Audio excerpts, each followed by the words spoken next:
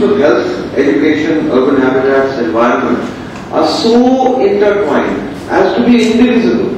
And just now what you were saying, if you don't have the education, you don't want to understand anything, whether it's preventive health or whether it's the environment. So Professor Haripriya Gotabediya, she's with the IIT, and she is an environmental economist. I can promise you she is the future. She is new economics. And what she was doing, in fact, during our session, was to put it in the language of the economists, the connections between biodiversity and, say, the biosphere and the atmosphere. In truth, Meera, they are like the connection between the blood and your lungs.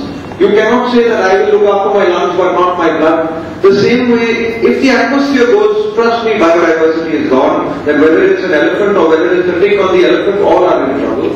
And the other way around, this is the funny thing, that each time we take a breath, the oxygen everybody knows, the child knows, comes from the plant. But each time we breathe out, we are actually feeding the plant. I mean, that is exactly what the partnership of the world is. It's a conspiracy for life into which we have been born, very strong, very powerful, the only species that actually depletes the resources of there is no species, whether it's an elephant or whether it's a mouse, in the process of their life they create more resources so that the progeny is able to survive, and of course natural selection sees to it that the rest takes place. There was complete consensus on the reality of climate change, the fact that it affects almost everything we do and our development options. There is a recommendation almost from this group that whether it's a state budget or whether it's a central budget, we would like to see the economics of environment and biodiversity.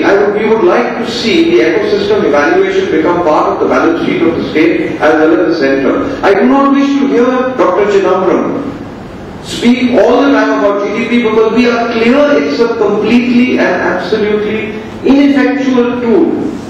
The examples that were given by her were so telling that if you take a tree which is sitting down and actually giving you so much, it does nothing for your GDP. You cut the tree down and the GDP has gone.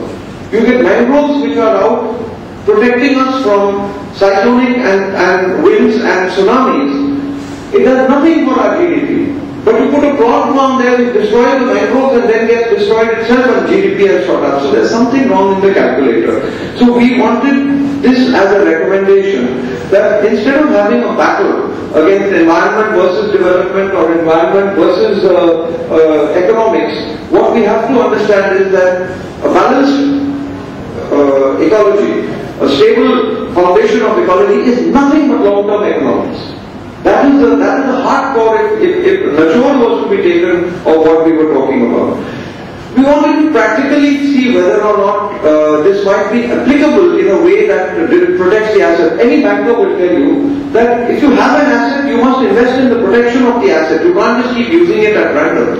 Mumbai City, for instance, we get our water supply from the lakes, including the national park, including Tansar. Now, we would like to see a cess applied on the water that comes from there. Now, the water we drink in a bottle, 15 rupees we are ready to pay. But are we ready to pay 5 paisa per litre to protect the source of the water?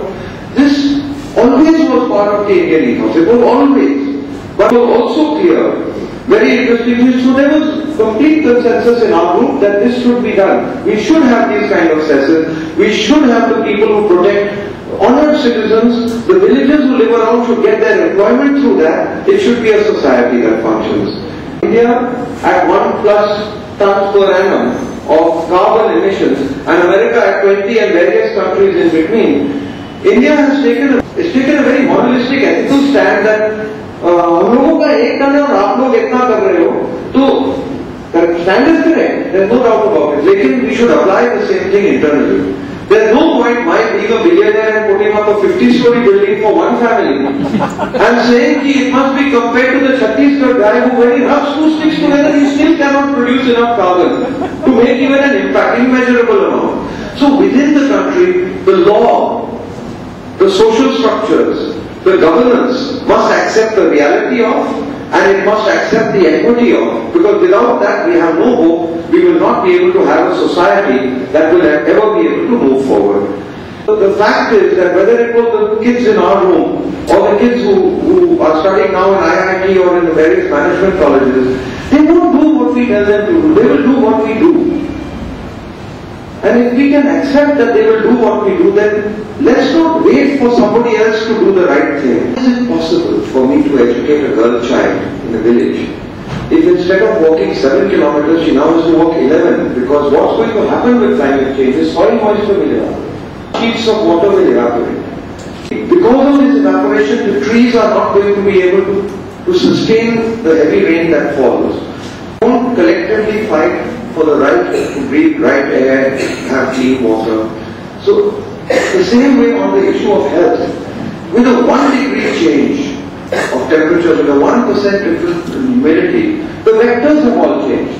Now here is the worry from the climate change point of view. You can call it climate change or environment. Here is my worry. At one level, we are changing the vectors whose lifespans are in seconds. They reproduce and they adapt to everything. But simultaneous to this, we are putting endocrine disrupting chemicals into the atmosphere, and when those chemicals enter my system, they affect my immune system. So the system is conspiring to repair itself. Like if I allow the body to heal itself, the chances are it will. The same with the planet. You can deforest something, and while you are deforesting, a bee is doing the planting, something else is coming, a bird has dropped something, a balance is coming through. So if we allow ourselves to actually allow the systems of the earth to come back, and when the impacts of climate change, they are so frightening. There minimum 300 to 500,000 crore rupees of infrastructure damage, public and private, will take place in Mumbai city alone. If climate change is not recognized and not worked at in a slow and marginal way, which means every building that comes down now and is reconstructed, please don't reconstruct it on a 1970 plan when you never knew climate change existed. We do not need climate control devices in the building. The building has to be a climate control device. It has the process of building the building, it must be double walled, the cooler will go up, you have to take air from down. So this is where we feel that the urban environment is going to need it.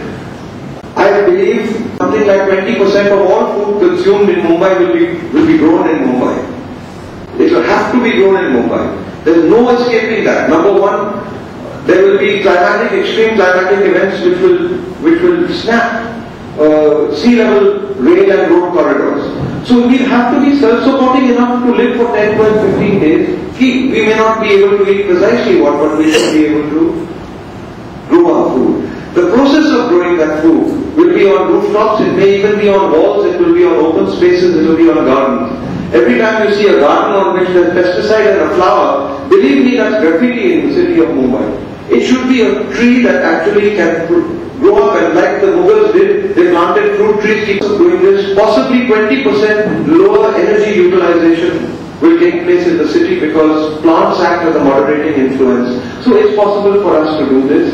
It's not, I think it would be a great mistake we feel from the environmental point of view if economists are given the run of the day and said, turn 10% GDP growth into 10, 12, 14.